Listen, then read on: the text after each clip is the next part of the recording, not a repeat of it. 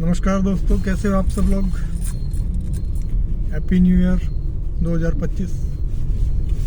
इस 2025 में एक बात मुझे शेयर करनी थी कि कोई एक भाई दिल्ली में गंजे लोगों के सर पे दवाई लगा रहा था ताकि उनके बाल उग जाएं। ठीक है, अब वो चला गया मेरठ।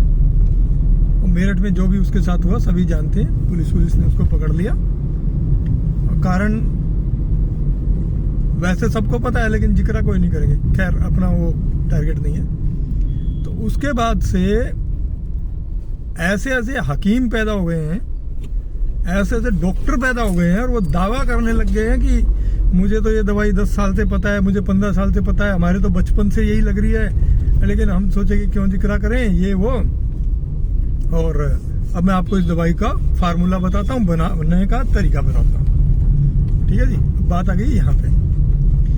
अब उनमें से 95% ने ये दावा किया कि ये जो दिल्ली में दवाई लगाते हैं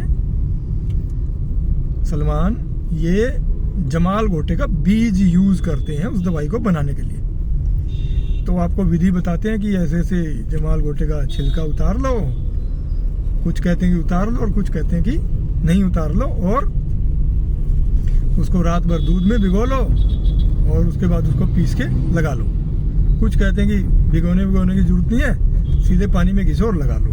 चलो, लेकिन सब लोग एक बात कहते हैं कि वो बड़ा गर्म होता है और जहरीला होता है, इसलिए उसका शुद्धिकरण जरूरी है, ये जरूरी है। इसलिए वो सलमान जो है गोले का तेल लगाने के लिए बोलता है, नारियल का तेल लगाने के लिए बोलता है, क्योंकि वो काफ़ी गर्म होता है। गोले का तेल ठंडक पहुंचाता है। किसी ने एडिशन कर दिया कि कपूर मिला लो उसमें, कपूर ठंडा होता है तो आपको ये नहीं होगा वो नहीं होगा। ठीक है जी, अब काम की बात करते हैं। जो सलमान ये दवाई लगाता है वो क्या पहले ही दिन में उसकी दवाई कारगर सिद्ध हो गई थी, काम करने लग गई थी? कोई इसका आंसर देगा? मेरे ख्याल से पहली बार में नहीं हुई। उसके बाद जो भी है, उस व्यक्ति ने कम से कम 150 बार अपने एक्सपेरिमेंट को फेल किया होगा। जहां से भी उसने सीखा या पढ़ा या जो भी किया, उसके बाद उसने दवाई बनाई और उस दवाई को 150 बार कम से कम अपना फेलियर देखा होगा उसने, तब जाके वो दवाई सिद्ध हुई है। और उसका रिजल्ट देखने को ये मिला कि उस बंदे के वहां पर जहां पर वो दवाई लगाता है, हजारों लोगों की भीड़ लगती है, क्योंकि वो अपने एक्सपेरिमेंट को प्रूव कर चुका, अपनी दवाई को पक्के से बना चुका कि हाँ अब ये इस तरीके से काम करेगी। Although depend on circumstances and body types, कुछ न कुछ प्रॉब्लम्स आती हैं। मगर ये जो रील बनाने के चक्कर में आ गए हैं ना लोग कि जमाल गोटा को घोलो और लगा लो, ये नीम हकीम खतराए जान है। ऐसे ही लोग गंद मचा के रख देते हैं चीजों में। इन पे विश्वास करना और खुद को कुएं में धक्का देना बराबर है, ये ध्यान रखिएगा। क्योंकि ये वो लोग हैं रील बनाने वाले जो 70 साल के बुजुर्ग को ये बोलते हैं अगर तुम्हारे घुटनों में दर्द है तो लहसुन खा लो, उससे ठीक हो जाओगे। भाई, जिसे ऑलरेडी हाई बीपी की प्रॉब्लम है, कोलेस्ट्रॉल की प्रॉब्लम है, 70 अन्य बीमारियां हैं, उसे तुम लहसुन खाने की सलाह दे रहे हो।